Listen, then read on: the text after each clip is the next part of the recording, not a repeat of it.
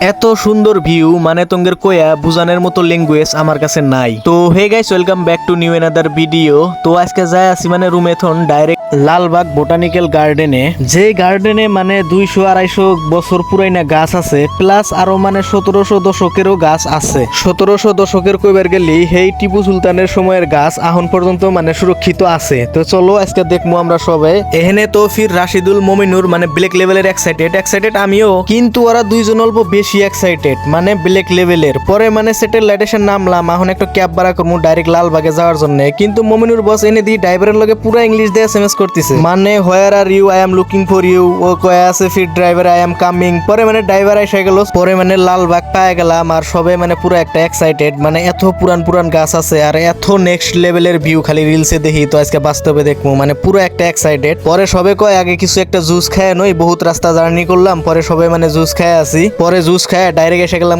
Ticket কাউন্টারে। আর ticket হেনথন নিয়ে নিলাম, আর একজনের করে টিকিটের প্রাইস ছিল 50 টাকা করে। তো 5 জন ছিলাম 250 টাকা। ভিতরে ঢুকে মানে বোটানিক্যাল গার্ডেন হে হিসাবে মানে গাছ গোছালি পুরা মানে নেক্সট লেভেলের, মানে বহুত পুরান গাছ। আর মানে কইবার গেলি মানে নেক্সট লেভেলের ভিউ, মানে দেখবার পাইতেছাও পাবলিক টয়লেট। পোলাপান মানে এত রাস্তা জার্নি করবো, ফির মানে এসে খাবো জুস, আর পোলাপানের সোনা পেট সাপ, এটা তো ওইবারই পারে না। পরে পোলাপান মুতবার গেতেছে, বস মানে আরো আগে গেতেছে, মানে বসের অল্প মোতা বেশি আইছে সব টাইমে। মানে আজকে আশিক আইসে নাই, কিন্তু আশিকের আগা আর বসের মোতা এটা মানে পার্মানেন্ট প্রবলেম।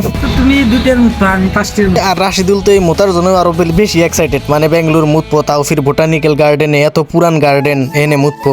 পরে যাই এক সবের মোতা সোতা হওয়ার পরে এখন ভিতরে ভিউ নিমু।